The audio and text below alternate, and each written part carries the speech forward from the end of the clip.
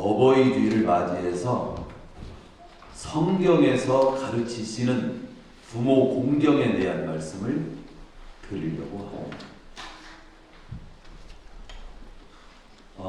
단순히 부모님께 잘하라, 또 매년 또 같은 어떤 말씀을 듣는다, 그렇게 생각하면 안 됩니다. 이 부모님께 대한 그 효도관이 세상에 참 많아요. 어떤 효도관을 갖느냐에 따라서 부모에 대한 태도가 다른 겁니다. 부모를 공경한다는 거, 부모에게 효도한다는 거, 부모에게 잘한다는 거, 부모에게 어떻게 해야 하는가, 개인마다 다를 수 있고 또 일반 사회에서도 여러 가지로 효도관이 있을 수 있습니다. 그러나 중요한 것이 뭐냐면 부모를 주신 그 하나님께서 우리에게 그 부모님께 어떻게 하라고 하셨는가가 중요한 거예요. 그 점이 굉장히 우리가 귀 기울여 드려야 될 중요한 초점입니다. 그래서 매년 들어도 하나님께서 우리에게 가르쳐 주신 그 말씀이 무엇냐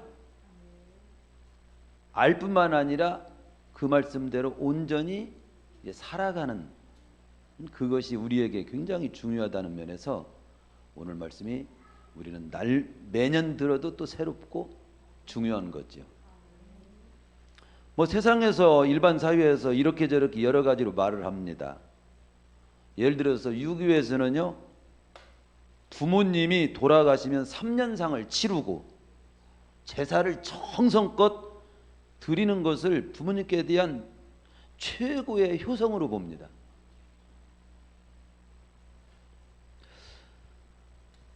부모님을 생각하는 마음은 진짜 높이 평가해요. 그걸 그냥 나쁘다, 그렇게 뭐 이렇게 판단하기 전에 부모님을 생각하는 마음은 높이 평가합니다. 그러나 그것이 실제로 부모님을 위한 것인가? 한번 생각해 보면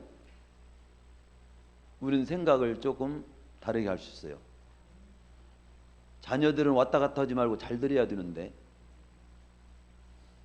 주일학교 어린이들도 잘 들고, 현실적으로는 합리적인 효도 방법일까? 이런 면에서 생각할 여지가 많은 것 같습니다. 이 3년상이라고 하면은 부모가 돌아가신 후에 그 묘소 곁에다가 초막을 짓고 만 2년 동안 마치 그분들이 살아계실 때처럼 함께 거처하는 것이 3년상이에요.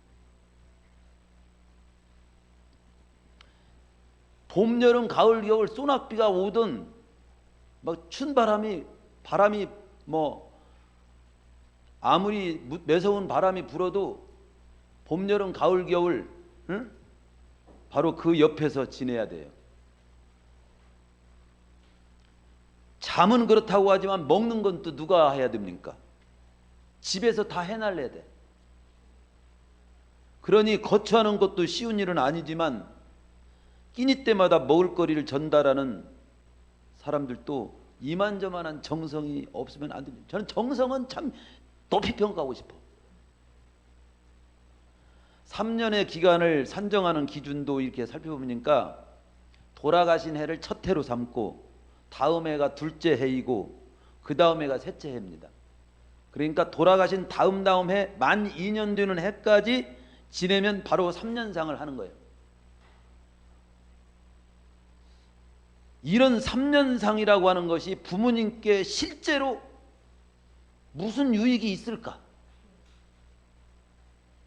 마음은 지극하다고 하는 높이 평가해. 그러니까 공자가 이 이론을 내놓았거든요. 그런데 그 당시에도 공자의 제자 제하라고 하는 제자가 찾아와 가지고 3년상에 대해서 현실적으로 적절치 않다고 질문한 내용이 있어요. 3년상은 너무 깁니다. 이런저런 이유를 댔습니다. 먹고 살아야 하는데 3년간 손을 놓고 있을 수는 없지 않습니까? 뭐 이런 내용들이나 여러 내용을 들어서 오늘날도 3년상 오면은 사업을 하거나 공직에 있는 사람이 3년 동안 자리를 비워야 한다면 그 사업 그만둬야 됩니다. 자리 내놔야 돼요. 해먹을 일 하나도 없어요. 제일 모범적인 대통령이 먼저 해야 된다.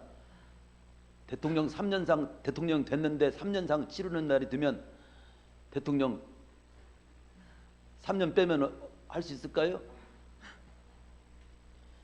그리고 제가 볼 때는 죽은 후에 제사하는 것도, 이 죽은 후에 3년상, 죽은 후에 제사에 아주 초점이 있거든요. 부모의 효성을 탄. 이건 실제로는 살아계신 부모님께는 성경적으로 보면 도무지 단 한 가지도 유익점이 없는 거예요. 어떤 효도관을 갖느냐 굉장히 중요한 거죠. 우리 기독교인들을 그렇게 3년상도 안 치르고 제사도 안 지내기 때문에 이 아주 불효자들이라고, 불효 막심한 놈들이라고 쉽게 말을 하는데, 이 내세관이 달라서 그래요. 우리는 하나님의 말씀을 따라서 부모님을 섬기는 사람들입니다. 하나님께서 가르쳐주신 말씀을 따라 부모에게 효도하는 쪽은 죽은 후에 하는 건 하나도 없어요. 살아계신 부모님께 하라고 하는 내용입니다. 다 찾아보면. 왜 조상님이나 고인에 대한 제사를 3년상이나 제사를 지내는 내용이 없느냐? 기독교에서는 사람이 죽으면 일단 목숨이 끊어지면, 목숨이 끊어지면 육신은 흙으로 돌아가고 그 영혼은 누가복음 16장에 보면 낙원이나 영원한, 말씀 그대로 보면 고통의 장소로 들어가게 됩니다. 이 땅의 사람들과는 더 이상 오갈 수도 없고 교제할 수가 없고, 제사상을 아무리 걸판지게 차려놔도, 정성스럽게 차려놔도 받을 수가 없다고 하는 걸 성경에서 분명히 보여주기 때문에 소용없는 걸 알아요. 그래서 3년상 안 치르고 제사상 안 차리는 거예요. 불효자기 때문에 그러는 것이 아닌 겁니다. 이런 것들을 잘 한 가지를 알아도 똑바로 우리는 알아야죠. 오히려 누가복음 16장 28절에 보면 먼저 간 조상님의 영혼은 천국에 계시든 지옥에 가셨든 이 땅에 있는 식구들이 다 예수 믿고 구원받아서 천국과 지옥이 있다는 걸 알게 해가지고 지옥에 있는 조상의 영혼은 이 지옥에 오지 않기를 그토록 원하는, 그 소원이 있다면 그 한 가지밖에 없어. 천국에 있는 조상의 영혼은 이 나와 같은 곳에 오기를 기다리고 있고, 그래 오히려 죽은 조상님의, 부모님의 어떤 돌아가신 부모님의 소원을 이루어드리려면 내가 예수 잘 믿고 이 땅의 식구들 다 예수 믿게 하는 일을 지극정성으로 해야 돼. 무슨 3년상이야, 무슨 제사상이야.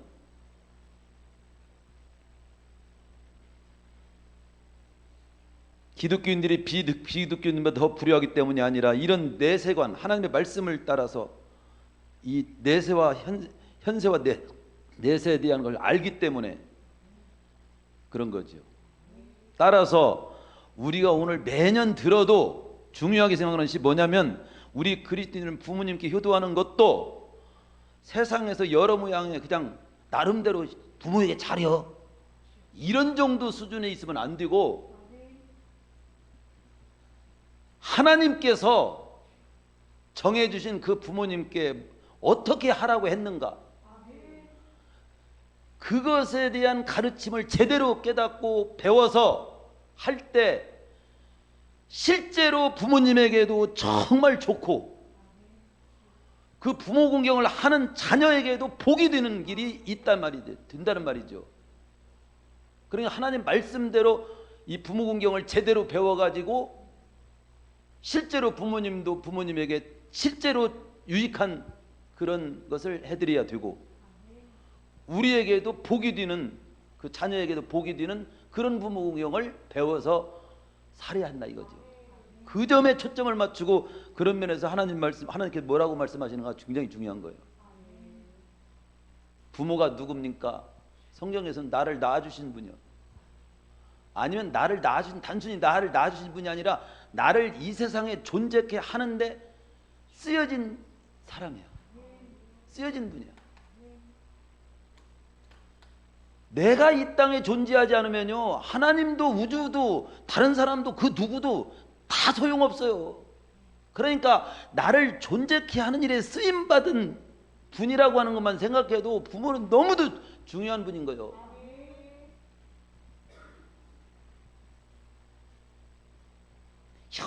여러 내용에 대해서, 부모 효에 대해서 말하지만 이런 내용이 중요한데 이런 내용들을 터치하는 걸 제가 잘 못 들었어요. 그리고 또 알고 보면요, 부모님은 나를 조건 없이 정말 사랑하는 분이에요. 다 똑같지는 않아요, 부모마다 그 표현이. 그렇지만 조건 없이 사랑하는 마음을 가지고 있다고 하는 것은 공통적인 건 사실이야. 성경 사무엘하 15장 이하에 보면 다윗의 아들 압살롬이 아버지 다윗을 죽이고 자기가 왕이 되려고 반역을 하다가 사무엘하 18장 14절에 보면 요압이라는 장수를 통해서 창에 심장에 찔려 죽습니다. 19장에 이르러 이 소식을 아버지 다윗이 접하고 나서 19장 4절에 보면 나를 죽이려고 하는 그놈 자식도 아니여, 잘 죽였지, 이렇게 해야 되는데 그런 내용이 안 나오고 통곡하는 내용이 나옵니다.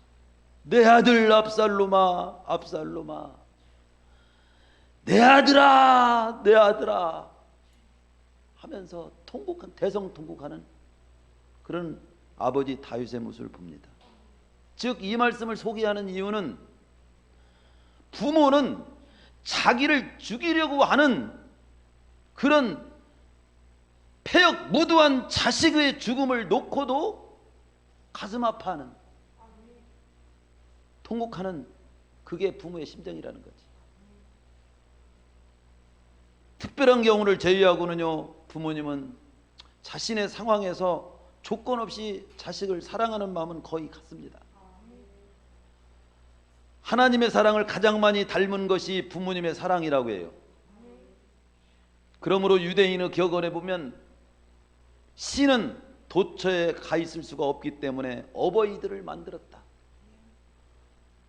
그런 격언이 있어요. 제가 이 말씀을 준비하고 주부를 쓰면서 목회자의 한마디에다가 제가 그냥 필 가는 대로 쓰는데요, 세상에서 가장 귀하고 아름다운 이름은 어머니라는 사실을 제가 다시금 느꼈어요. 저는 어머니라고 하는 이름만 나오고 노래만 나오면 눈물이 울컥울컥 나오는 거예요. 그걸 참 한번 생각해 봤어요. 왜 어머니라고 하는 이름만 나오면 눈물이 날까?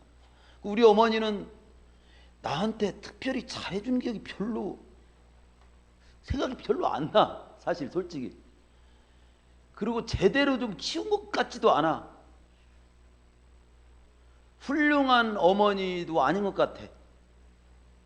그렇다고 저에게 뭐 교훈을 주고 막 대단한, 근데 왜 어머니라고 하는 이름을, 어머니를 생각하면 눈물이 왜 나는 걸까? 그 이유를 좀 써보려면 이유도 몇 가지 있겠지. 그렇지만 왠지 모르게 눈물이 난다는 것은 분명해, 이게요. 그러다가 깨달은 것이, 나도 모르지만 어렸을 때부터 장성할 때까지 어머니는 나를 진짜 하나님 다음으로 사랑하신 분이구나. 그 사랑이 나에게 있는 거야. 그러니까 뭘로 특별히 말은 할 수 없지만 어머니 생각하면 가슴이 확 뭉클한 거예요. 사랑 때문이라는 걸 알았어요. 어머니의 조건 없는 사랑. 부모가 누굽니까? 나를 낳아주신 분, 나를 이 땅에 존재케 하신 데 쓰여진 분, 나를 조건 없이 사랑하는 분. 따라서 그 위치라고 하는 것은 하나님 다음으로 공경해야 될 위치라고 말씀합니다. 골로새 3장 20절에 보면 자녀들은 모든 일에 부모에게 순종하십시오. 이것이 주님을 기쁘시게 하는 일입니다. 즉 모든 일에 순종해서 부모님을 기쁘시게 하는 일이 곧 나의 부모를 정해주신 하나님을 기쁘게 하는 것이 된다고 말씀하는 거예요. 부모를 정해주신 분이 누굽니까? 내가 정했습니까? 하나님이십니다. 따라서 부모를 공경하는 것은 곧 나의 부모를 정하신 하나님을 공경하는 것이 되는 거예요. 크게 두 번째로 우리가 생각해 볼 것은 이런 부모에 대해서 어떻게 하라고 성경은 말씀하냐? 3년상을 치르라고 하느냐? 제사를 정성껏 드리라고 하느냐? 6장 딱 말씀은 간단해요. 오늘 본문에서는 6장 1절, 에베소 6장 1절, 자녀들아 너희 부모를 주 안에서 순종하라. 이것이 옳으니라. 2절, 내 아버지와 어머니를 공경하라. 이것이 약속 있는 첫 계명이니. 부모님에 대해서 순종하고 공경하라는 거예요. 하나님께서 가르친 겁니다. 이런 부모에 대해서 순종하고 공경하면 인간의 마땅한 도리다. 옳으니라. 이건 마땅한 도리다 이 말입니다. 인간에게서 도리라고 하는 것은 마땅히 행해야 할 바를 도리라고 하잖아요. 이 도리라고 하는 것은 내가 조금 싫어도 해야 되고 좋아도 해야 되고 쉽든 어렵든 마땅히 해야 할 어떤 일을 도리라고 하는 거예요. 그 인간의 도리 중에서 첫 번째가 부모 공경이라는 겁니다. 싫어도 또 조금 내가 싫든 좋든 그거 따지지 말고 이렇게 공경해야 될 분이 바로 부모라는 거죠. 또 여기 보면 에베소 6장 2절에 내 아버지 어머니를 공경하라. 이 부모 공경하라. 이 명령형으로 쓰였다는 것도 아니에요. 명령형은 하나님의 명령으로 하나님의 명령인데 이 명령에는 이유가 없는 거예요. 그냥 복종 순종해야 되는 거예요. 따라야 되는 거지.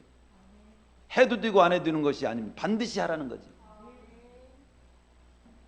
공경하라. 이 약속에는 첫 계명이다. 첫 계명이라고 하는 것을 여러 의미로 설명하기도 하지만 가장 단순한 것은 10계명에서 1계명에서 4계명까지가 하나님께 대한 계명이고 인간에 관한 계명이 5계명부터 10계명까지 나오는데 인간에 관한 계명 중에서 첫 번째가 내 부모를 공경하라. 그리하면 내가 준 땅에서 내 생명이 길리라.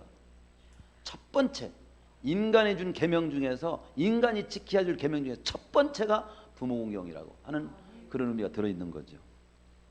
그러니까 첫 번째로 꼽을 만큼 중요한 지켜야 될 내용이다 이거지.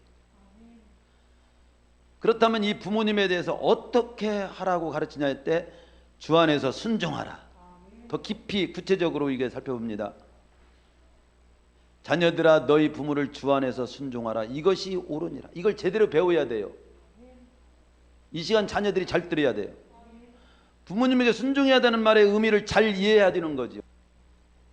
여기 보면은 주 안에서 순종하라. 하나는 순종인데 두 번째는 순종하되 주 안에서라는 말을 언제나 이걸 단순한 거지만 잘 배워야 됩니다. 순종이라는 말의 이 본래 어근은 잘 듣는다는 뜻입니다. 근데 존경하는 분의 말씀을 잘 귀담아 잘 듣듯이 부모님의 말씀을 잘 귀담아 들음으로 존중해야 된다는 거죠. 일단은 그 말이 서툴든지 말이 안 맞는 말이든지 일단 잘 듣는 자세를 가지는 것이 공경의 자세예요. 누가복음 2장 51절에도 보면 예수께서 한 가지로 내려가서 나사렛에 이르러 순종하여 받드시더라. 예수님도 육신의 부모를 순종으로 잘 받으셨다고 나옵니다. 골로새 3장 20절에 자녀들은 모든 일에 부모에게 순종하십시오. 이것이 주님을 기쁘시게 하는 일입니다. 이렇게 표현하고 있습니다. 아울러 그리스도인이 부모님께 순종하라는 말의 단서가 뭐예요? 주 안에서 순종하라 이거지. 이 부분이 이제 안 믿는 사람들하고 다른 거예요. 우리 하나님 백성들이 잘 배워야 될 것입니다. 즉 주 안에서 순종하라고 하는 것은 하나님의 기뻐하시는 원리 안에서 순종하라는 겁니다. 다른 말로는 믿음의 원리에 배치되는 일에는 순종할 수 없다는 뜻인데 그러면 거절해야 되잖아요. 크게는 순종해야 돼요. 순종하는 태도로 들어야 돼요. 존중하는 태도로 들어야 돼요. 그런데 내용을 보면 그걸 따를 수 없는 내용이 있을 수가 있어. 거절을 해야 돼요.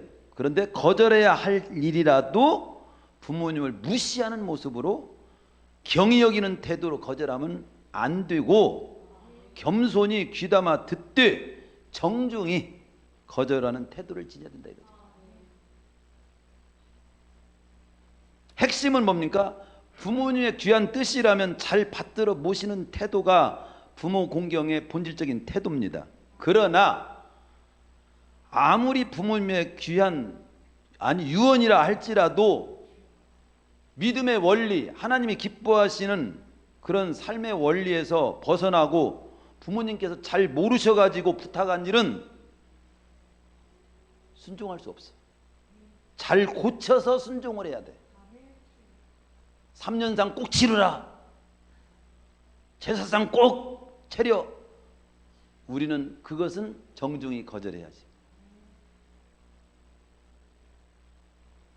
맹종은 어떤 요구든지 무조건 따르는 것이고, 순종은 부모님의 이롭고 하나님의 뜻에 합당한 것만을 따르라고 하는 것을 의미합니다. 그런데 어느 분은 부모님 공경한다고 부모님 예배 안 드리면 같이 예배 안 드리고, 부모님 교회 옮기고 같이 옮기고, 부모님 교회 안 나오니까 자기도 안 나오고. 그게 부모 공경이 아니에요. 그건 진짜 오히려 불효야, 불효. 어리석은 자식이지. 공경하라고 말씀하잖아요. 어떻게 공경할 것인가? 이걸 구체적으로 우리를 배워야 돼요. 첫째는요, 제일 먼저가 저는 부모님의 인격을 존중함으로 공경하라고. 성경적으로 보면 공경이 뭡니까? 성경적으로 단어가 원래 카베드라는 단어로 써 있는데, 본래 이 말은 내장 중에서 가장 중요한 간장이라고 하는 그 장기를 말하는 것하고, 의미로 본다면 무거움이라는 뜻에서 나온 단어예요. 그러니까 공경한다는 말은 소중히 여겨야 한다, 가치 있게 여겨야 한다는 그런 말로 이해될 수 있는 낱말입니다. 따라서 부모를 공경하라고 하는 것은 부모님은 가장 귀중히 여기고 가치 있게 여겨야 한다, 그런 뜻입니다. 그러면서 비둘기 삼지라고 하는 그런 얘기도 들려주잖아요.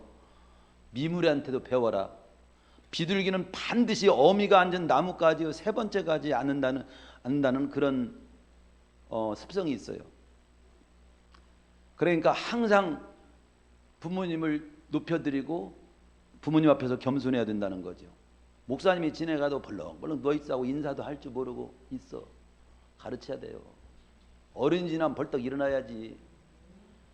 요즘은 젊은 애들이 길가에서 담배 그냥 어른들이 있어도 다 피고 있습니다. 옛날 그 단순한 것이지만도 이것은 성경적으로도 합당하지 않아요. 어른 앞에는 겸손히.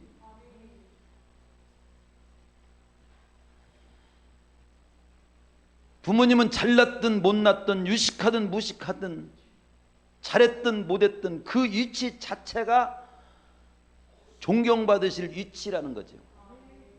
우리 인간이 대항하거나 무시해서는 안 되는 위치 세 권이 항상 하죠. 하나님, 주의 종, 부모님, 그 위치 자체, 그분 자체는 헐성 존경받을 수 없는 사람이라 서령할지라도 위치가 그렇다는 거예요. 위치 자체가. 그래서 마르틴 루터는 우리가 부모님을 하나님 다음으로 존귀히 여기고 높여야 한다고 역설했습니다. 인격을 존중해 주는 거 굉장히 중요한 거예요. 인격. 부모님에게 인격적인 이렇게 뭐라고 할까 상처를 주는 쪽으로 불순한 태도를 지면 안 돼. 그리고 육신의 삶의 필요를 공급함으로도 공경해야 돼. 이 물질적 공경이지요. 근데 뭐 물질도 없는데 오히려 도움을 받는데요. 그래도 이 부분이 필요하다는 건 알아야지. 부모님은 그분의 상황에서 우리에게 모든 것을 아낌없이 베푸신 분이에요. 왜 3년상이라는 것도 연구해 보면요, 3년 동안 나를 완전히 놓으면 그냥 죽을 수밖에 없는 나를 그래도 키워주셨다. 그걸 살 수 있도록 그 3년간 최소한의 기간을 이게 생명이 유지될 수 있도록 살 수 있도록 했기 때문에 3년 정도로 부모님의 그 사랑을 느끼고 체득해야 된다. 그 마음 가지고 무엇을 해야 그 사람이 뭔 짓을 해도 잘하는 거지. 부모님에 대한 그런 사랑도 못 이루는 사람, 어떤 것도 뭐 못할 놈이다 이런 식으로 하면서 공자는 그걸 강력히 주장한 거거든요.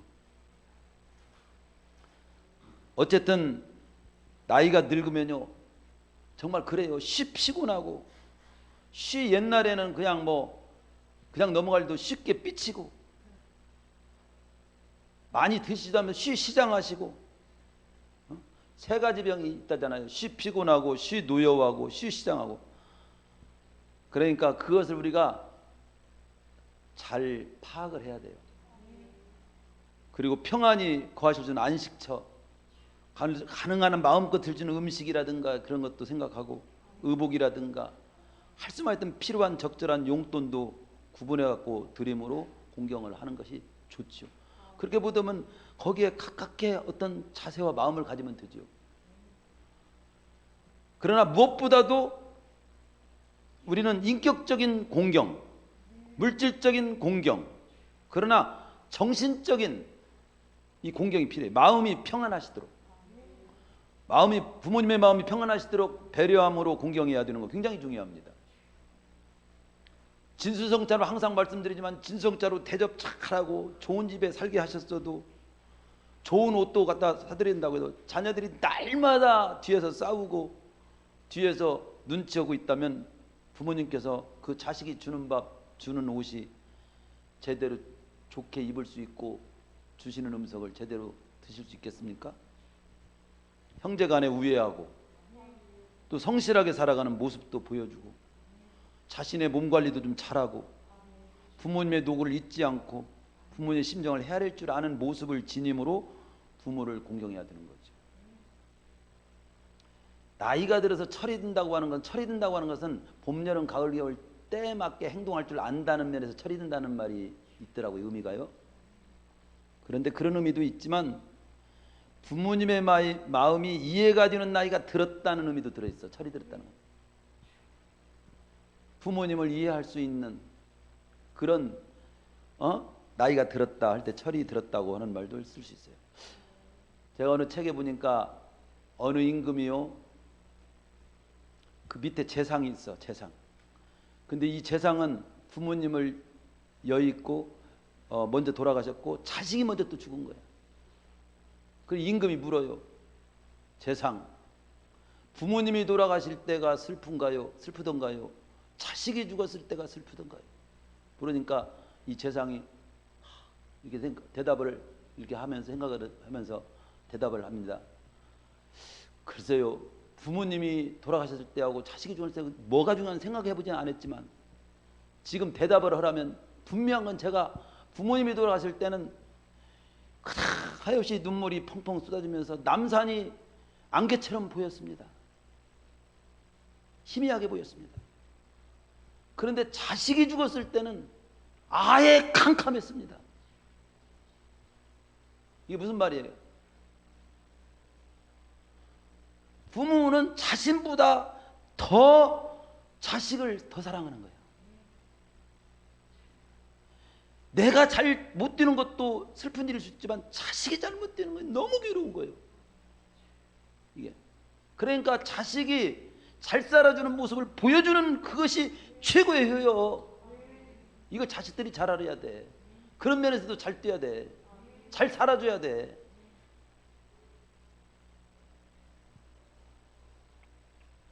자식이 잘 살아주는 모습을 보여주는 것이 효 중의 효다. 이것도 말씀을 드리는 거고, 그리고 무엇보다도 부모님 공경하는 마지막 한 가지는 그분의 영혼이 구원받지 못했다면 구원받으실 수 있도록 모든 노력을 다함으로 공경해야 돼요. 영적인 공경이지요. 단순한 말로 성경은 분명히 천국과 지옥을 말씀합니다. 예수님을 구주로 믿지 않고 죽은 영혼은 마귀에 이끌려 지옥에 가고, 마태복음 25장 41절에 보면 윈편에 있는 자들에게 나를 떠나 마귀와 그 사자들을 위하여 예비된 영원한 불에 들어가라. 구원받지 못한 사람들의 마귀에 끌려, 그 사자들에 끌려 영원한 불에 들어가는 거예요. 고통 가운데 들어가는 거예요. 예수 믿고 구원받은 자는 한편 강도처럼, 구원받은 강도처럼, 누가복음 23장 43절은 네가 오늘 나와 함께 낙원에 있으리라. 육신 숨 떨어지는 순간 네가 오늘 나와 함께, 예수님이 하신 말씀이요, 낙원에 입성하게 됩니다. 그렇다면 세상에서 진수성찬 능라주단으로 몸을 감아드리고 온갖 구경 다 시켜드리고 즐겁게 해드렸다 하더라도, 그렇게 해드리고 마지막에 지옥 가시는지 천국 가시는지, 그래서 지옥이라도 가게 되면 그게 효도입니까? 아무리 육신적으로 잘했어도 마지막 영혼이 지옥 간다면 그보다 큰 부류는 없어. 근데 설령 내가 이미 돌아가신 거야, 나도 늦게 믿었어, 그러면 그 돌아가신 분의 소원은 딱 한 가지야. 세상에 있는 내 식구들만큼은, 내 자녀들만큼은 지옥에 오지 않기를 원하는 것이 먼저 간 부모님의 조상님들이 돌아가신 분의 소원이라고 본다면 이제 그 소원이라도 이뤄드려야지. 그게 부모에게 효하는 거지. 내가 잘 믿어서 구원받아야지. 내가 이거 확신도 없어가지고 아직도 예수님을 내가 왜 믿어야 되는지, 교회를 꼭 가야 되는지, 주일날 나 가기 싫은데 엄마가 가라고 해서 나 가기는 가는데, 그런 우리 아들 딸 일이 있습니까? 한번 확신을, 한번 내가 왜 그런지, 왜 믿어야 되는지 한 말씀을 좀 파보고 한 번은 짚고 넘어가야지. 왜 흐리멍텅이에 살아? 그렇잖아요. 그리고 정말로 이 예수 믿는 것이 거창스러우면 믿을 필요 없어. 이 길은 그 누가 뭐라고 해도 나는 가야 한다. 믿어야 된다. 정말 구원이, 주님이 주신 그 구원이 진짜 정말 구원이다. 나도 받고 우리 식구들 다 구원 받아야 된다. 이거 확신 없이 왜 교회를 다닙니까?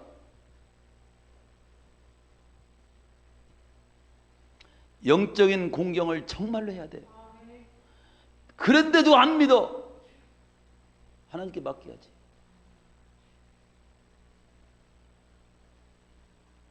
결론, 이런 부모에게 순종하고 공경하는 자에게는 하나님은 축복을 약속했어요. 저는 축복을 약속했다, 축복받으려면 부모 공경하라, 단순히 이렇게 하기보다는 하나님의 심정을 제가 헤아려 봤으니까, 하나님께서는 이렇게 부모를 정말로 공경하는 자에게, 하나님 말씀을 따라서 정말로 부모님을 생각하고 부모님을 진정으로 공경하는 자에게 축복을 약속하실 만큼 이 부모 공경을 귀하게 보신다는 의미요. 이 부모 공경이 귀하다는 거지. 축복이 설령 없다고 하더라도 부모 공경이 중요하다는 걸 아셔야 됩니다. 근데 더군다나 축복을 약속하셨어. 부모 공경은 중요하고 축복까지도 받는 인간의 도리 중에 첫 번째란 말이죠. 잘 된다는 거지, 잘 된다. 근데 실제로 보면요, 성경에 창세기 9장 25절에 보면 아버지 노아의 실수를 비웃고 소문내며 멸시했던, 불효했던 함은 저주를 받고, 뒷걸음질 치면서 아버지의 수치를 가리우면서 아버지를 존중히 여겼던 셈과 야벳은 축복받았다고 하는 것만 봐도 효자는 복을 받네, 잘 되네. 눕기에 보면 자기 혼자 살아보겠다고 자기 중심으로 자기 살 길만 찾아갔던 오르바 같은 며느리는 소식도 없고, 홀로 되신 시어머니 나오미를 끝까지 모셔보겠다고, 그리고 그 시어머니 믿는 하나님 나도 믿고 살겠다고 따라 나섰던 룻은 잘 돼가지고 다윗 왕의 증조모가 되고 예수님의 족보에 이런 영광도 누리게 된 걸 보면 잘 된 거잖아. 뭐 현재 삶 속에서도 많은 사람들이 있지만, 한 소년이 바다를 정복할 꿈을 꾸리면서 자기는 항해사가 되겠다 꿈을 꾸면서 그렇게 성장했어요. 근데 그 소년이 일평생 이제 자기는 뱃사람으로 바다를 정복하는 멋있는 그런 항해사로 살겠다고 다짐을 하고 이제 선박기사에 취직해 가지고 실제로 배 타고 떠나게 됐습니다. 근데 항해를 떠날 준비를 다 갖추고 이제 마지막 짐을 다 싣고 어머니께 작별 인사를 드리러 갔는데, 그때 어머님이 너무 슬픈 표정으로 눈물 흘리면서 아들을 향해서 내가 너를 떠나보내는 것은 너무도 괴롭다. 그 길을 갈 수 없지 않느냐. 정말로 어머님이 슬퍼하는 거예요. 그래가지고 평소에 효심이 짓게 된 그 소녀는 어머니의 눈물을 보고 꿈을 접습니다. 그 꿈을 접었으니 어떻게 되는 거예요? 앞길이 막은 것 아닙니까? 어머니는 지극정성으로 기도를 해. 응? 부모의 심정을 헤아리는 효자는 찰뜨게 한다고 했는데 우리 아들 찰뜨게 해 주시옵소서. 눈물로 기도를 해. 근데 그 아들도 이제 내가 어머니를 섬기면서 할 수 있는 일이 뭘까? 그러면서 열심히 자식 공부도 하고 실력도 키우고 여러 가지 노력을 해. 그래 정말 잘 됐어. 그게 미국의 초대 대통령 워싱턴의 일화야. 초대 대통령 된 사람이요. 부모의 그 마음을 그렇게 헤아리면서 이렇게 효도하는 중심을 가진 사람은요, 다른 걸 해도 잘 돼. 내가 부모님께 효를 다하면요, 무엇보다도 내가 나중에 효를 또 받습니다. 옛날 중국의 품행이 아주 좋지 않은 원우라고 하는 사람이 있어. 원우. 나이가 90세인 아버지와 함께 살고 있었는데 어느 날 원우가 자기 아버지에게 평생 효도 한번 제대로 하지 않은 사람이었는데 어느 날 자기 아들 원각에게 원각아 이리 와봐. 오늘은 너한테 시킬 일이 있다. 뭐였는데요? 할아버지를 여기 바작, 옛날에 광주리요. 바작이라고 했어요. 광주리에 담아가 지게로 지고 가서 깊은 산속에다가 버리고 와. 그렇게 시켰어요. 그 온갖 아들이 아버지 명령 거역할 수가 없어가지고 할아버지를 광주리에 이제 앉혀가지고 지게에 지고 산으로 갔습니다. 깊은 산속에 인적이 드문 곳에 할아버지를 버리고 돌아왔어요. 돌아올 때 지게하고 광주리를 꼭 챙겨가지고 왔어. 아버지는 원우가 야, 그 광주리와 지게는 뭐대로 가지고 왔어? 무겁게 버리고 올 것이지. 뭐다로 가져온 거야? 그러니까 야단을 쳤지. 그러니까 원각이 이렇게 되면 아버지 이거 잘 보관해둬야 다음에 아버지께서 나이 들었을 때 다시 또 쓸 거 아니요. 그때 자기를 버리겠다는 생각을 아들이 벌써 할아버지 버리면서 이걸 버리라고 한 걸 보면서 배웠구나 하고 충격을 받아가지고 자신의 잘못을 뉘우치고 원우는 다시 산속으로 달려가서 버린 할아버지를 다시 아버지를 모셔가지고 와가지고 잘 모셨다는 옛날 얘기요. 이 대대 오는 얘기 중에 하나예요. 내가 부모님께 효도하면 내가 또 받아요. 내가 또 받아. 아니 서령 못 받아도 나로서 할 바를 다 해야지. 그렇죠? 그리고 땅에서 장수한다고 나오잖아요. 그 사람의 생명을 하나님께 귀하게 여긴다는 뜻이에요. 이게 뭐 장수한다고 오래오래 산다는 그걸로만 문자적으로 해석할 수도 있겠지만 부모님께 효도하는 사람은 그 생명을 귀하게 보신다는 거지. 지켜주신다는 거지. 보호한다는 거지. 이게요. 그러나 실제로도 또 장수의 복은 여기서 장수의 복을 말한다면 하나님이 주시는 복과 후원을 받으면서 오래오래 잘 산다는 뜻이에요. 장수도 하나님 안 섬기고 부모님도 안 섬기는데도 오래오래 사는 사람 많아. 그걸 칼빈은 그렇게 말했어요.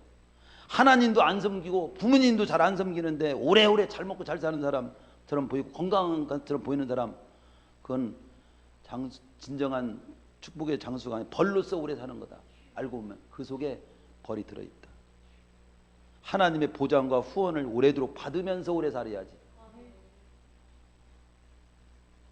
그래서 장수에도 건강장수도 있고 사명장수, 사업장수도 있고 명예가 오래가는 거, 존귀가 오래가는 거, 사명을 끝까지 감당하는 거, 이런 게 다 장수요. 그런 귀한 축복된 장수를 누리게 되는 복도 우리 성도님들이 부모님께 효도함으로 공경을 하는 길을 감으로 거두시기를 축원합니다. 결론, 언제나 강조하는 말씀입니다. 부모 공경을 바로 하고자 하는 중심을 가질 때 내가 잘 뛰고 형통합니다. 내가 잘 뛸 때 가정이 잘 뜁니다. 가정이 잘 뛸 때 사회가 안정되고 평안하게 됩니다. 사회가 안정되고 평안할 때 나라가 안정되고 흥하게 됩니다. 그러고 보면 줄이면 가정과 사회와 나라와 민족이 잘 뛰는 첫걸음이 어디서부터 시작되냐? 부모 공경에서부터 시작되더라.